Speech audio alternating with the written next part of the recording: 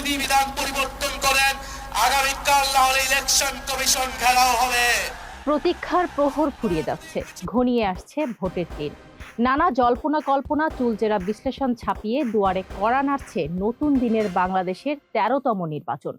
হাতে যখন কয়েক ঘন্টার সমীকরণ, ঠিক তখনই আবারও প্রশ্নবিদ্ধ হচ্ছে নির্বাচন কমিশন। ভোট কেন্দ্রের আশেপাশে মোবাইল ফোন নিয়ে যাওয়া বিষয় নিয়ে আবারও সমালোচনার মুখে ইসি।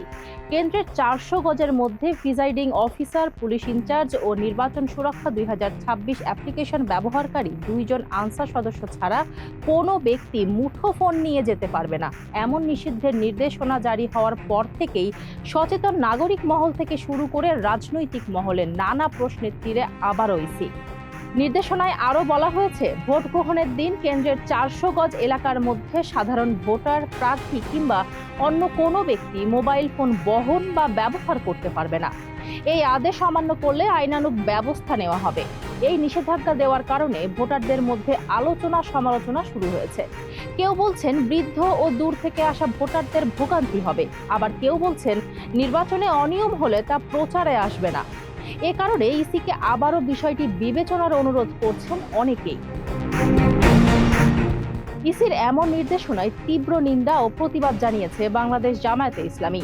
সোমবার সন্ধ্যার মধ্যে প্রত্যাহার না করলে কঠোর আন্দোলন গড়ে তোলার হুঁশিয়ারি দিয়েছেন দলটির আমির ডক্টর শফিকুর রহমান।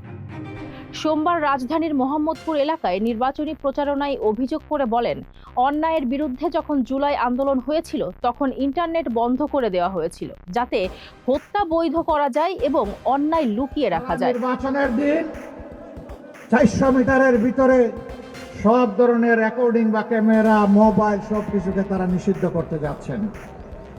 আমরা পরিষ্কার বলে দিতে চাই, জুলাইয়ে ওই অপকর্ম যেমন মেনে নেওয়া হয়নি, আজকেও মেনে নেওয়ার কোনো প্রশ্নই। ইসির এই নির্দেশনাকে হঠকারী এবং ভোট জালিয়াতির সুযোগ করে দেওয়ার কৌশল বলে সমালোচনা করেছেন জামায়াত সহ ১১ দলীয় নির্বাচনী ঐক্য সমর্থিত প্রার্থী ও এনসিপি নেতা হাসনাত আব্দুল্লাহ। ইঞ্জিনিয়ারিং বা জালিয়াতি করার ইচ্ছা থাকলেই কেবল এমন সিদ্ধান্ত নেওয়া যায় বলে মন্তব্য করেন তিনি। এই সিদ্ধান্তকে অযৌক্তিক বলে উল্লেখ করে হাসনাত আব্দুল্লাহ আরও লেখেন, এমনটা আগে কখনো দেখিনি। এটার মানে কোনো বিপদ হইলেও কল করে কাউকে জানানো যাবে না। অনেকে নিরাপত্তাহীনতার জন্য মোবাইল নিতে না পারলে ভোট দিতেও যাবে না। ঢাকা ১১ আসনের ১১ দলীয় জোটের প্রার্থী ও জাতীয় নাগরিক পার্টির আহ্বায়ক নাহিদ ইসলাম বলেন, আমরা এতদিন কিছু বলিনি, সব সহ্য করে গেছি।